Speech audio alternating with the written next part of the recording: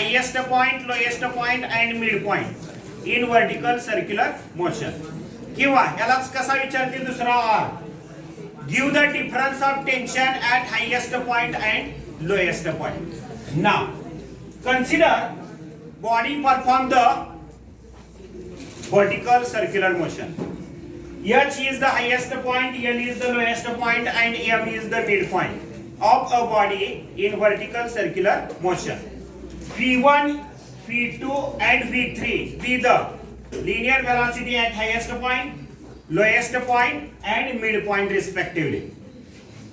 R is the radius of the vertical circular motion. Now tension acting at highest point is T1, at lowest point is T2 and at midpoint is T3. Weight of the body is at highest point and lowest point is acting in vertically downward direction. Now we want to find out the tension at highest point. Now we know that tension at highest point is acting P1 plus mg. Body perform the vertical circular motion. Centripetal force is required for circular motion. म्हणजे T1 plus mg is equal to centripetal force. आणि centripetal force चा formula काय? m v1 square upon r. Now T1 is equal to हे plus आहे, इकडे आणलं तर ते मायनस होईल. m v1 square upon r minus mg. But we know that p1 square ची व्हॅल्यू माहिती आपल्याला काय? rg. इथे वापरा rg. We know काय मिळेल? इथं rg मिळेल. म्हणजे परत r ला r काय मिळतं? कॅन्सल होतं. म्हणजे काय राहते? इथं mg minus mg. So mg minus mg is 0. So tension at highest point is always 0. At lowest point, case number 2, tension is किती? T2 आणि weight opposite direction ला म्हणून इथं मायनस येतं. T2 minus mg is equal to centripetal force. आणि centripetal force चा formula काय? m v2 square upon r. आता मायनस इकडे घ्या, काय होईल? Plus. So T2 is equal to m v2 square upon r plus mg. Again v2 is equal to किंमत माहिती आहे काय? किती आहे? 5gr. म्हणून इथे टाकले 5gr. परत r ला कॅन्सल म्हणजे किती राहील?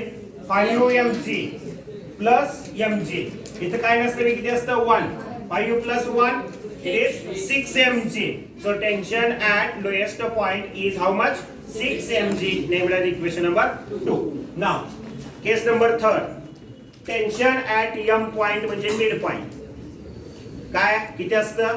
T3. आता इथं टेन्शन हे या डायरेक्शन मध्ये ऍक्ट असतं, त्याचं वेट हे वर्टिकली डाउनवर्ड डायरेक्शन.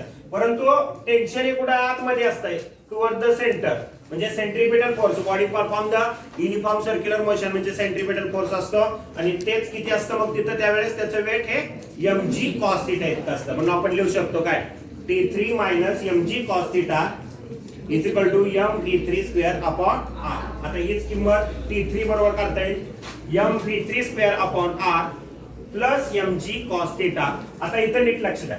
आता हा वेट जर खाली असेल तर ह्याच्यामधला अँगल किती असेल? 90 डिग्री. म्हणजे cos theta is equal to 90. म्हणजे theta is 90. therefore cos 90 is 0. 0 value याच्यामध्ये पुट अप केली. 0 into mg 0. म्हणजे ही पूर्ण टर्म काय मिळते तुम्हाला? 0 मिळते. म्हणजे काय राहील? फक्त T3 is equal to m v3 square upon r. But v3 square ची व्हॅल्यू माहिती आपल्याला? इथे 3rg. हीच व्हॅल्यू याच्यामध्ये पुट अप केली. परत इथे काय होईल? r ला कॅन्सल होतं म्हणजे राहते किती इथं? 3mg. So tension at midpoint is equal to how much? 3mg. Equation number 3.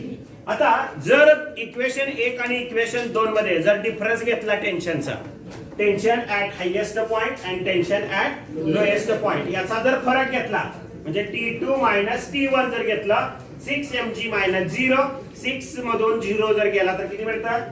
6च राहतं. म्हणजे किती राहील? Tension at difference of tension at highest point and lowest point is how much? 6mg. Named as equation number 4. And this is the difference of tension and expression for the tension at highest point, lowest point and midpoint in a body perform the vertical circular motion.